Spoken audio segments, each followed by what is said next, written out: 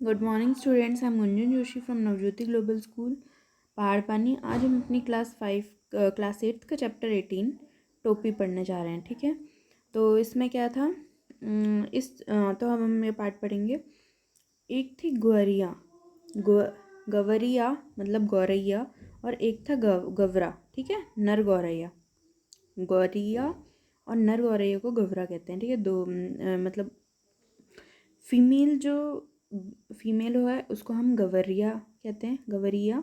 और जो मेल है उसको हम कहते हैं, मतलब पुरुष के, मतलब उसको हम कहते हैं गवरा। ठीक है, दोनों एक दूसरे के परम संगी, जहाँ जाते जहाँ भी जाते साथ ही जाते थे। साथ हंसते, साथ रोते, एक साथ खाते पीते, एक साथ सोते। भिनसार होते ही खोते से निकल पड़ते दोनों चुगने, और छुटपुटा होते ही खाते में आ घुसते। थकान मिटाते और सारे दिन के देखे सुने में हिस्सेदारी बटाते। एक शाम गौरिया बोली, आदमी को देखते हो कैसे रंग बिरंगे कपड़े पहनते हैं, कितना फपता है उन पर कपड़ा। खाक फपता है, फपता मतलब जचता है। गवरा तपाक से बोला, कपड़ा पहन लेने के बाद तो आदमी और बदसूरत लगता है आज लट जीरा चुन गए हों। गवरिया बोल पड़ी, कपड़े पहन लेने के बाद आदमी की कुदरती खूबसूरती ढक ढक ढक तो जाती है। गवरा बोला, अब तू ही सोच, अभी तो तेरी सुघड़ काया का एक एक कटाव मेरे सामने है, रोवे रोवे की रंगत मेरी आंखों में चमक रही है। अब अगर तू मानुष की तरह खुद को सरापा ढक ले तो मेरी सारी खूबसूरती ओझल हो जाएगी कि नहीं। कपड़े केवल अच्छा लगने के लिए नहीं, गवरिया बोली, मौसम की मार से बचने के लिए भी पहनता है आदमी। तू समझती नहीं, गवरा हंसकर बोला, कपड़े पहन पहन कर जाड़ा गर्मी बरसात सहने की उनकी सख्त भी जाती रहती है, और इस कपड़े में बड़ा लफड़ा भी है। कपड़ा पहनते ही पहनने वाले की औकात पता चल जाती है, आदमी आदमी की हैसियत में भेद पैदा हो जाता है। फिर भी आदमी कपड़ा पहनने से बाज नहीं आता। गौरिया बोली, नित नए नए लिबास सिलवाता रहता है, यह नीरा पोंगापन है। गवरा बोला, आदमी तो लिबास से फ़कत लाज ही नहीं ढकता, हाथ पैर जो चलने फिरने काम करने के वास्ते उन्हें भी दस्ताने और मोजे से ढक लेता है। सिर पर लटे हैं और उन्हें भी टोपी से ढक लेता है। अपन तो नंगे ही भले। उनके सिर पर टोपी कितनी अच्छी लगती। गवरिया बोली, मेरी भी मन टोपी पहनने को करता है। टोपी तू पहनाएगी कहाँ से? गवरा बोला, टोपी तो आदमियों का राजा पहनता है। जानती है एक टोपी के लिए कितनों का टाट उलट जाता है। जरा सी चूक हुई नहीं कि टोपी उछलते देर नहीं लगती। अपनी टोपी सलामत रहे इसी फिक्र में कितनों को टोपी पहनानी पड़ती है। मेरी मान तो इस चक्कर में पड़ ही मत। गवरा था तन के समझदार, इसलिए शक्की, जबकि गवरिया थी जिद्दी और धुन की पक्की। ठान लिया तो सो ठान लिया, उसको ही जीवन का लक्ष्य मान लिया। कहा गया है, जहाँ चाह वहाँ रहा। मामूल के मुताबिक अगले दिन दोनों घूरे पर चुगने लगे। चुगते चुगते उसे रोई का एक फहा मिल गया। गवरिया मारे खुशी के घूरे पर लौटने लगी। अरे क्या मिल गया रे? गवरे ने चिढ़ाकर पूछा। मिल गया, टोपी का जुगाड़ मिल गया। गवरिया ने गवरे के सामने रुई का फाहा धर दिया। तेरे जैसा ही एक बावरा था, एक गवरा बोला। रास्ता चलते चलते उसे अचानक एक दिन पड़ा हुआ चाबुक मिल गया। चाबुक था बड़ा उम्दा और लचकदार, किसी घुड़सवार के हाथ से छूटकर गिर गया होगा। चाबुक हाथ लगते ही वह बावरा चीखने लगा। चाबुक तो मिल गया, बाकी बचा 3 घोड़ा लगाम जीन। अब ये तीनों तो रास्ते में पड़े मिलने से हैं। सब काम धंधा छोड़ वह बावरा ताउम्र यह रटता रहा, बाकी बचा 3 घोड़ा लगाम जीन। गवरा उसे समझाते हुए बोला, इस रुई के फाहे से लेकर टोपी तक का सफ़र तुझे कुछ आता पता है? बस देखते जाओ अब कैसे बनती है टोपी। गवरिया और रुई का फाहा लिए एक दुनिया के पास चली गई और बड़े मनुहार से बोली, बहुत दुनिया भैया, इस रुई के फाहे को धुन दो। दुनिया बेचारा बुढ़ा था, जाड़े का मौसम था, उसके तन पर वर्षों पुरानी तार तार हो चुकी थी। एक मिर्जी पड़ी हुई थी। वह कांपते हुए बोला, तू जाती है कि नहीं? देखती नहीं, अभी मुझे राजा जी के लिए रजाई बनानी है। एक तो यहाँ का राजा ऐसा है जो चाम का दाम लगाता है, ऊपर से तू आ गई फोकट की रुई धुनवाने। उज्र ना करो भैया, गवरिया बोली। मैं तुम्हें पूरी उजरत दूंगी। उसे धुन दो भैया, आधा तू ले ले, आधा मैं ले लूँगी। दुनिया को अपनी ज़िंदगी में आज तक इतनी खरी मजूरी कभी न मिली थी। 16 आने में 8 अपनी मजूरी तो इसके लिए सपना ही था। वह झट तैयार हो गया। घर चो उसकी ताती बज उठी। सब उसने बड़े मन से रुई धुनी। लो इसे। उसमें आधा दुनिया ने ले लिया और आधा गवरिया ने। इस साहिद गवरिया एक कोरी के यहाँ गए और कहने लगे, कोरी भैया उस धुनी रुई से सूत काट दो। कोरी की कमर झुकी हुई थी। उसने बदन पर छज्जी छज्जी हो चुका एक धुस्सा डाल रखा था। वह बड़ी अनिच्छा से बोला, तुम लोग यहाँ से भागते हो कि नहीं? देखते नहीं? अभी मुझे राजा की जी के अचकन के लिए सूत काटने हैं। मुझे फुर्सत नहीं है मुफ्त में मल्लार गाने की। भैया इस मुल्क में सब काम क्या राजा जी के लिए ही होता है? गवरिया अचरज से बोली। तू किस मुल्क से आई है? कोरी ने उसे भर आँख देखा। जानती नहीं यहाँ का चलन? खट मेरे बर्धा बैठ खाया तुरंत। यहाँ सब काम राजा जी के नाम पर और राजा जी के लिए होता है। राजा जी के लघुए भगुए तो बहुत है, इसी में उनका भी काम होता है। मुकरो मत भैया, हम तुम्हें माकूल मुआवजा देंगे। गवरिया बोल पड़ी, इसे काट दो, आधा तुम ले लो, आधा मैं ले लूँगी। कोरी ने भी तैयार हो गया। इतनी वाजिब मजूरी पर काम न करता मूर्खता होती। तन तन करके उसकी तकली चरखी ताता थैया करने लगी। काफ़ी महीन और लच्छेदार सूत काट दिए उसने। कदम कदम पर मिलते कामगारों के सहयोग ने गारियों को आगे बढ़ने पर उकसा दिया। इसके बाद वे दोनों एक बुनकर के पास पहुंचे। स्टार करने लगे, बुनकर भैया इस काते सूत से कपड़ा बना दो। बुनकर इन्हें अकबक होकर देखने लगा। हटते हो कि नहीं यहाँ से? देखते नहीं? अभी मुझे राजा जी के लिए बागा बुनना है। अभी थोड़ी देर बाद ही राजा जी के कारिंदे हाजिर हो जाएंगे। साव करे भाव तो चाभाव करे चाकर। इतना कहकर बुनकर अपने काम में मशगूल हो गया, मतलब मगन हो गया। इसे बुन दे भैया, ग्वारिया ने साहस सजोकर कहा। हम सेत मेत का काम नहीं करवाते। इसे बुन दे और तू आधा ले ले, आधा हम ले लेंगे। बुनकर ने देखा कि सौदा बुरा नहीं है। वह तैयार हो गया। सूत अपनी ओर खींचकर ताना बाना पसार दिया। उसका करघा चलने लगा, ठरकी ढुलकने लगी। थोड़ी ही देर में उसने काफ़ी गफ्स और दबीज कपड़ा बुन दिया। आधा उसने ले लिया और आधा इन्होंने। गवरिया ने 3/4 मंजिल मार ली थी। कपड़ा लिए लिए वह एक दर्जी के पास जा पहुंची। दर्जी भैया इसकी टोपी सिल दो। खिसकती हो कि नहीं यहाँ से? दर्जी रोष से बोला। देखते नहीं राजा जी कि सातवीं रानी से 9 बेटियों के बाद 10वां बेटा पैदा हुआ है। अब उस 10 तरन के लिए मुझे ढेरों जब्बे सिलने से हैं। दर्जी ने माथे का पसीना पोंछते हुए ठंडी आ भरी और कुछ देना न लेना भरा माथे पसीना। हम तो भैया बेगार में कुछ करवाते नहीं। गवरिया बोली, इस बुने कपड़े को टोपी सिल दो, बल्कि 2 टोपियां सिल दो। एक तू ले ले, एक हम ले लेंगे। मुंह मांगी मंजूरी पर कौन मूजी तैयार न होता। कच कच उसकी कैंची चल उठी और चूहे की तरह सर उसकी सुई कपड़े के भीतर बाहर होने लगी। बड़े मनोयोग से उसने 2 टोपियां सिल दी। खुश होकर दर्जी ने अपनी ओर से एक टोपी पर 5 फुदने भी जोड़ दिए। फुदने वाले टोपी पहनकर तो गवरिया जैसे अपने मन में न रही। ठेठ ठागों पर ही लगी नीचने फुदक कर लगी। गवरिया को हिलाने गवरिया को दिखाने, देख मेरी टोपी सबसे निराली 5 फुदने वाली। वाकई तू तो रानी लग रही है। गवरे को भी आखिरकार कहना पड़ा। रानी नहीं, राजा कहो, मेरे राजा। गवरिया ऊंचा उड़ने लगी। अब कौन राजा मेरा मुकाबला करेगा? टोपी पहनते ही उसके मन में एक नए हुलस ने जोर मारा कि मैं क्यों ना इस मुल्क के राजा का भी एक बार जायजा लिया जाए, जिसके लिए इतने सारे काम होते हैं। उड़ते उड़ते वह राजा के महल के कंगूरे पर जा बैठी। उसी वक्त राजा अपने चौबारे पर टहलुओं से खुली धूप में फुलेल की मालिश करवा रहा था। राजा उस वक्त अधनंगा बदन और नंगे सिर था। एक टहलुआ सिर पर चंपी कर रहा था, तो दूसरा हाथ पाँव की उंगलियां फोड़ रहा था, तो तीसरा पाँव पीठ पर मुक्की मार रहा था, तो चौथा पिंडली पर गुद्दी काट रहा था। गवरिया कंगूरे पर से ही चिल्लाई, मेरे सिर पर टोपी, राजा के सिर पर टोपी नहीं, राजा के सिर पर टोपी नहीं। मालिश करवाते राजा की नज़र गवरिया से टकरा गई। गवरिया के सिर पर फुदनेदार टोपी देखकर उसकी अक्ल चकरा गई। वह तो लगातार रट्टे जा रही थी, मेरे सिर पर टोपी, राजा के सिर पर टोपी नहीं। अरे कोई मेरी टोपी लाओ, जरा जल्दी। राजा दोनों हाथों से अपना सिर ढकते हुए चिल्लाया। टोपी आ गई। राजा ने झट पहन भी ली। देखा रे फदगुद्दी, मेरी टोपी में 5 फुदने। गवरिया ने अब दूसरा ही राग अलापना शुरू कर दिया।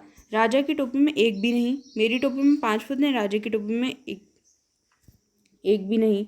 राजा को बेहद हेठी महसूस हुई। इस मुल्क में महाबली राजा के सामने एक चिड़िया का यह मजाल बुरी तरह बिगड़ गया। इस फतगुद्दी की गर्दन मसल दो, पंखने नोच लो, सिपाहियों देर न करो। क्षमा करें महाराज, मंत्री ने हाथ जोड़ के दिया। मच्छर मारकर हाथ क्यों गंदा करना, आप अपने आप चली जाएगी। तब राजा सिपाही से बोला, यह ऐसे नहीं मानेगी, इसकी टोपी छीन ले आओ, उसे मैं पैरों से ठोकर मारूंगा। एक सिपाही ने गुलेल मारकर गवैया की टोपी नीचे गिरा दी, तो दूसरे सिपाही ने झट वह टोपी लपक ली और राजा के सामने पेश कर दिया। राजा टोपी के पैरों से मलसलने ही जा रहा था कि उसकी खूबसूरती देखकर दंग रह गया। कारीगरी ने इस नायाब नमूने को देखकर जड़ हो गया। मेरे राज में मेरे सिवा इतनी खूबसूरत टोपी दूसरे के पास कैसे पहुंची। सोचते हुए राजा उसे उलट पुलट कर देखने लगा। इतनी नगीनी टोपी इस मुल्क में बनाई किसने। राजा के मन में ख्याल आया, अब तो हुनरमंद कारीगर की खोज होने लगी। राजा चाहे और पता न चले। गिरते पड़ते दर्जी हाजिर हुआ। दुहाई अन्नदाता, इतनी बढ़िया टोपी तुमने कभी हमारे लिए क्यों नहीं। मेघों का गड़गड़ाहट की मानिंद राजा की आवाज़ निकली। दुहाई अन्नदाता, हमें दुहाई नहीं, वजह बताओ। कपड़ा बहुत उम्दा था सरकार, एकदम गफ्श और दबीज। एकदम उम्दा कपड़े किसने बुना। नाक की मानिंद राजा फूंक मारने लगा। गिरते पड़ते बुनकर हाजिर हुआ। माफ़ी बख्शे सरकार, माफ़ी नहीं, वजह बताओ। सूत बड़ा उम्दा था सरकार, एकदम महीन और लच्छेदार। इतना महीन सूत किसने काता। शेर की मानिंद राजा ने दहाड़ मारी। गिरते पड़ते कोरी हाजिर हुआ। जान बख्शे महाराज, जान नहीं, वजह बताओ। रुई बड़ी बेहतरीन थी सरकार, एकदम बादलों की तरह धुनी हुई। इतनी बेहतरीन रुई किसने धुनी। बिजली की तरह राजा की आवाज़ कड़की। हाफते छाती पीटते धुनिया हाजिर हुआ।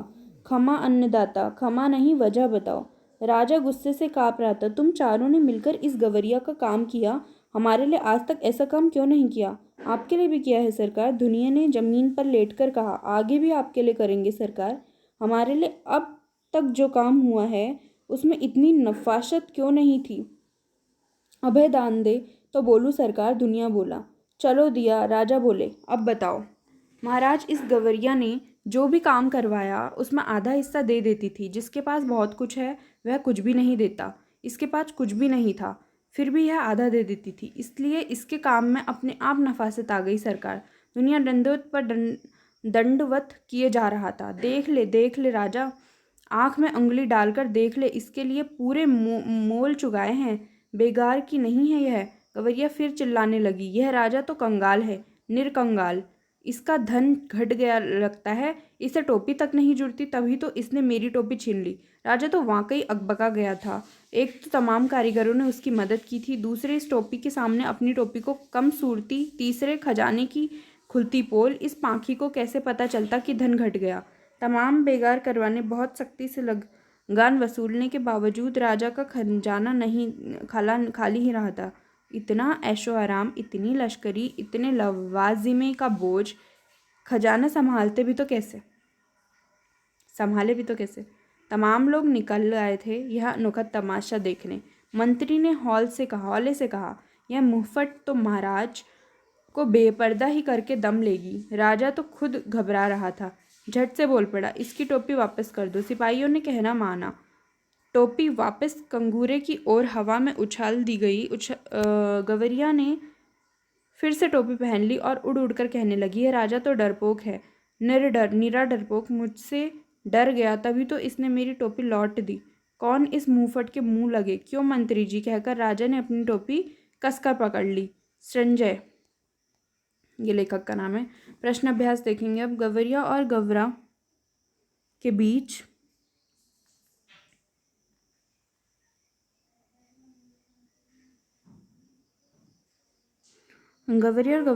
किस बात पर बहस हुई और अपनी इच्छा पूरी करने का अवसर कैसे मिला।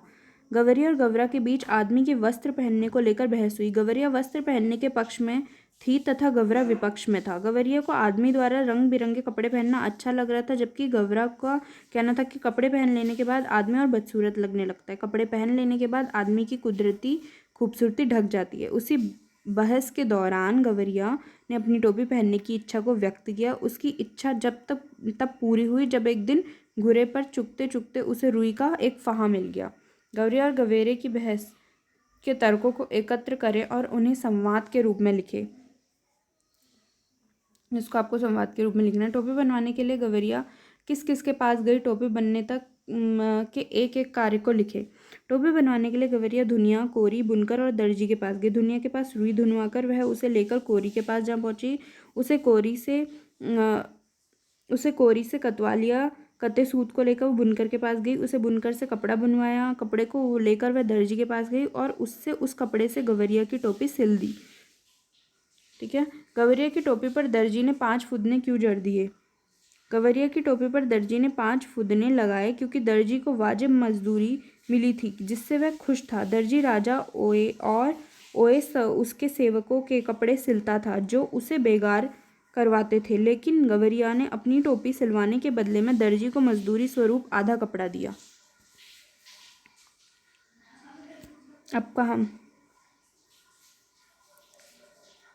अब कहानी से आगे बढ़ते हैं। किसी कारीगर से बातचीत कीजिए और परिश्रम का उचित मूल्य नहीं मिलने पर उसकी प्रतिक्रिया क्या होगी, ज्ञात कीजिए और लिखिए। आपको लिखना है।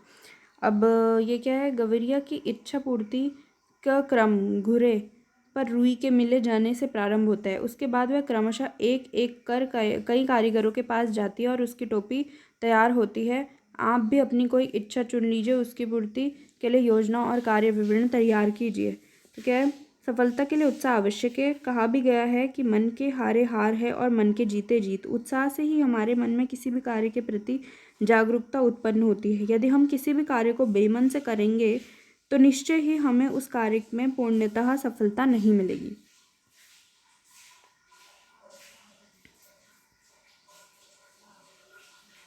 गवरिया के स्वभाव से यह प्रमाणित होता है कि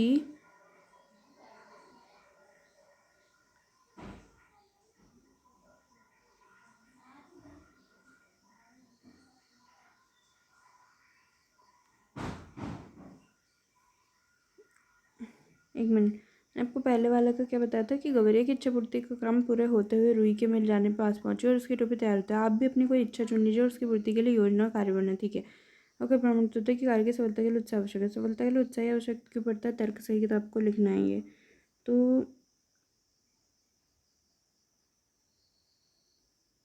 ये गवरिया के स्वभाव से यह प्रमाणित होता है। हाँ, तो ये सफलता के लिए उत्साह आवश्यक है। कहा भी गया है कि मन के हारे हारे, मन के जीते जीती। ये इसका था। ठीक है। उत्साह से ही हमारे मन में किसी भी कार्य के प्रति जागरूकता उत्पन्न होती है। यदि हम किसी भी कार्य को बेमन से करेंगे तो निश्चय ही हमें उस कार्य में पूर्णतः सफलता नहीं मिलेगी। अब अनुमान और कल्पना क्या है अनुमान और कल्पना में? टोपी पहनकर गौरी राजा को दिखाने क्यों पहुंची जबकि उसकी बहस गवरा से हुई और वह गवरा के मुंह से अपनी बड़ाई सुन चुकी थी, लेकिन राजा से उसकी कोई बहस नहीं हुई थी। फिर भी वह राजा को चुनौती देने पहुंची। कारण का अनुमान लगाइए। टोपी पहनकर गवरिया राजा को दिखाने पहुंची जबकि उसकी बहस गवरा से हुई और वह गवरा के मुंह से अपनी बड़ाई सुन चुकी थी, लेकिन राजा से उसकी कोई बहस नहीं हुई थी। फिर भी वह राजा को चुनौती देने के पास पहुंची क्योंकि गवरा ने बहस के दौरान कहा था कि टोपी मात्र राजा ही पहनता है। यह बात उसे अच्छी नहीं लगती। यदि राजा के राज्य के सभी कारीगर अपने अपने श्रम का उचित मूल्य प्राप्त कर रहे होते तब गवरिया के साथ उन कारीगरों का व्यवहार कैसा होता? यदि राजा के राज्य के सभी कारीगर अपने अपने श्रम का उचित मूल्य प्राप्त कर रहे होते तब गवरिया के साथ उन कारीगरों का व्यवहार सामान्य होता और सर्वप्रथम वे राजा का काम करते नहीं क्योंकि उनका दाम ज़्यादा था। चारों कारीगर राजा के लिए काम कर रहे थे। एक रजाई बन रहा था, दूसरा अचकन के लिए सूत काट रहा था, तीसरा बागा बुन रहा था, चौथा राजा की 7वीं रानी की 10वीं संतान के लिए झिब्बे सिल रहा था। उन चारों ने राजा का काम रोककर गवरिया का काम क्यों किया? चारों ने राजा का काम रोककर गवरिया का काम इसलिए किया क्योंकि उन लोगों को काम की वाजिब मजदूरी मिली थी जिससे वे सब खुश थे। भाषा की बात। गांव की बोली में कई शब्दों का उच्चारण अलग होता है, उनकी वर्तनी भी बदल जाती है। जैसे गवरिया गौरैया का ग्रामीण उच्चारण है। उच्चारण के अनुसार इस शब्द की वर्तनी लिखी गई है। फुदना फुल गेंदा का बदला हुआ रूप है। कहानी में अनेक शब्द हैं जो ग्रामीण उच्चारण में लिखे गए हैं, जैसे मुल्क मुल्क, क्षमा क्षमा, मजूरी मजदूरी, मल्लार मल्हार इत्यादि। आप क्षेत्रीय गांव की बोली में उपयोग होने वाले कुछ ऐसे शब्दों को खोजिए और उनका मूल रूप लिखिए, जैसे टेम टाइम, टेशन टिशन स्टेशन। ठीक है। तो अब लिखना है देखिए कहानी में अनेक शब्द जो ग्रामीण चरण में लिखे गए हैं, जैसे कि मुल्क, मुल्क, क्षमा, क्षमा, मजदूरी, ये दो। क्षेत्रीय भाषा में क्या बोलता जाता है? घैला, मूल रूप घड़ा। क्षेत्रीय भाषा लड़की, लड़की, भीख, भिक्षा, तरकारी, सब्जी, भात, चावल। ठीक है। अब क्या है? मुहावरों के प्रयोग से भाषा आकर्षक बनती है। मुहावरे वाक्य के अंग होकर प्रयुक्त होते हैं। इनका अक्षरशः अर्थ नहीं बल्कि लाक्षणिक अर्थ लिया जाता है। पाठ में अनेक मुहावरे आए हैं। टोपी को लेकर 3 मुहावरे हैं, जैसे कितनों की टोपी पहननी पड़ती है। शेष मुहावरों को खोजिए और उनका अर्थ ज्ञात करने का प्रयास कीजिए। तो आपको और मुहावरे देखने हैं। देखिए, टोपी से ढक लेना, इज्जत ढक लेना। टोपी उछलना, बेइज्जती होना। टोपी कसकर पकड़ना, सम्मान बचाना। ठीक है, सम्मान बचना। अब चलिए, शब्दार्थ दिए हैं यहाँ पे। ये कठिन शब्द के कुछ अर्थ हैं, ये आप देख लीजिएगा पाठ में। आपको जिस शब्द के मतलब नहीं समझ में आए तो यहाँ पे सब अर्थ, कठिन शब्दों के अर्थ दिए हुए हैं। ठीक है, यहाँ पे अच्छे से देखिए। ठीक है, तो मैं आशा करती हूँ कि आपको पाठ अच्छे से समझ में आया होगा। धन्यवाद।